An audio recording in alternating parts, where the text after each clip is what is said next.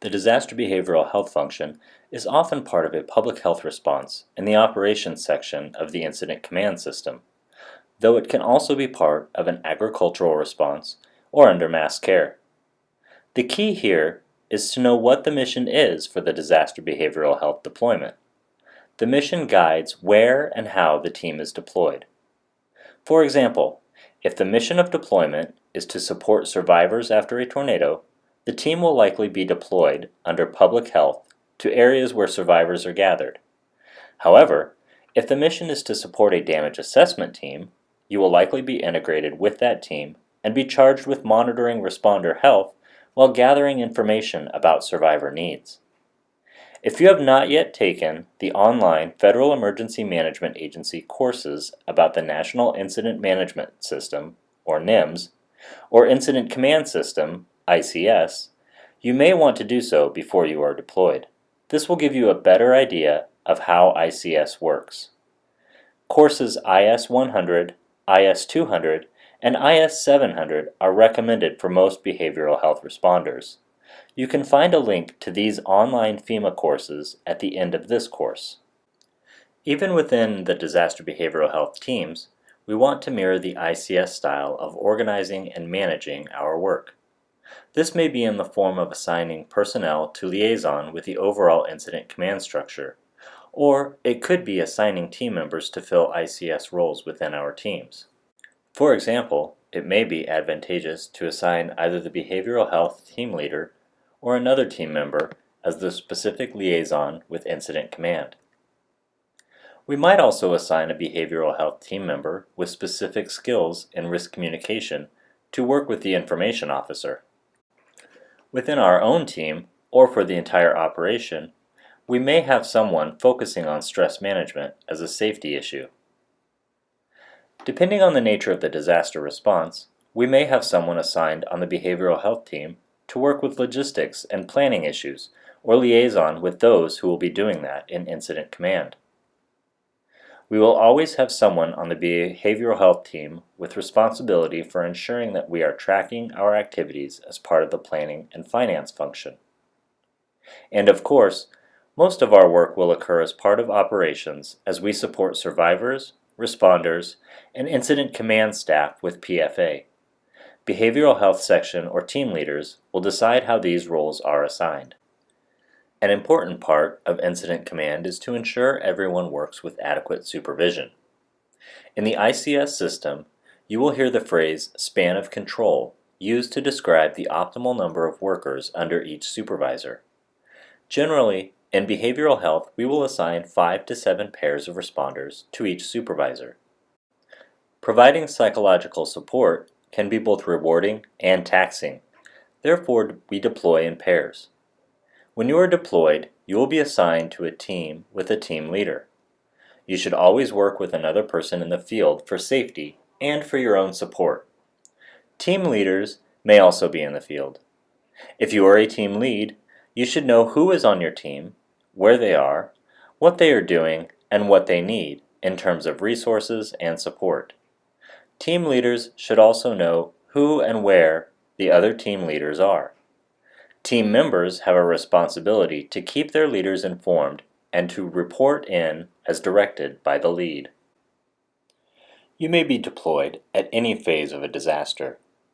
How you approach your work in the field depends on which phase of the response or recovery the community is in. We use a theoretical model developed by Zunin and Myers in California that outlines the phases of disaster and the anticipated collective emotional response of the community. In some cases, you may be deployed to locations where people may gather in anticipation of a disaster. For example, when a storm is anticipated, or radioactivity is on the way after an accident or human-caused event. This is the pre-disaster or warning phase. People may be on edge and are bracing for the unexpected. After the initial shock of a disaster, there is often a period where emotions run high, referred to as the heroic phase. This is the time in which people are grateful to be alive and responders are busy responding to the event.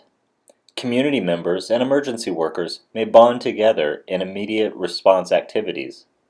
You will see neighbors helping each other and the community welcomes volunteers. This heroic phase often culminates in a honeymoon period, in which there is great optimism. Media may celebrate stories of dramatic rescues, survival, community spirit, volunteerism, and donations of money and resources. Depending on the disaster, this phase may last for a few weeks or months.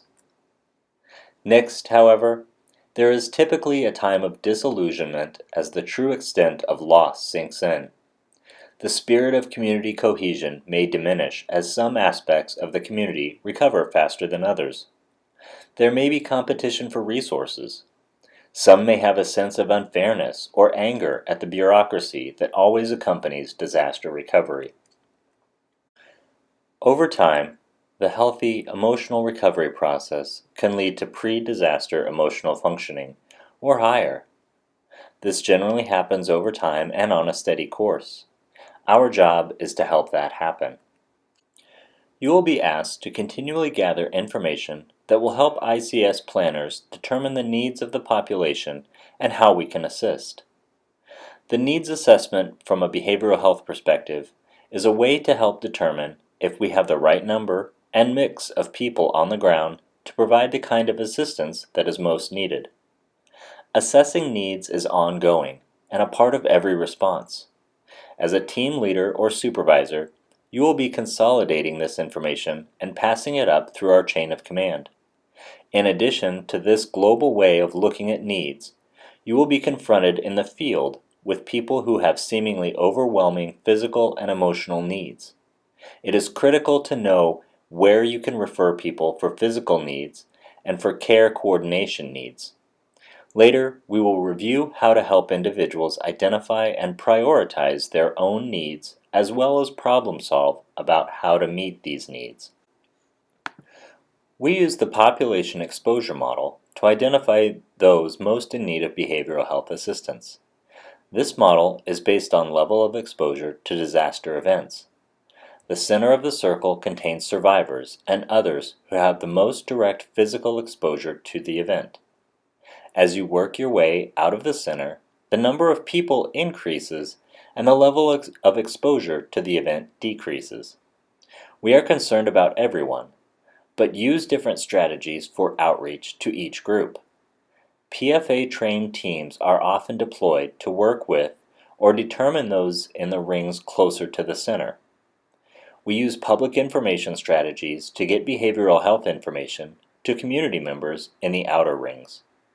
Part of the ongoing needs assessment process is to determine who, where, and how many people are most directly impacted by the event. This information is used to determine how many PFA-trained teams are needed in the field to reach them. When you go out into the field, regardless of where you are assigned, you will be providing support to those around you. We have already talked about the needs assessment activities. Now we will refresh you on the basics of providing PFA. This work is tiring, so be sure to lean on your team for your own support and take breaks as you need them, and when encouraged to do so by your supervisor or peers. You will not be asked to keep clinical records. Instead, you are asked to keep track of how many people you see, the reactions you are seeing, and the number of materials you distribute.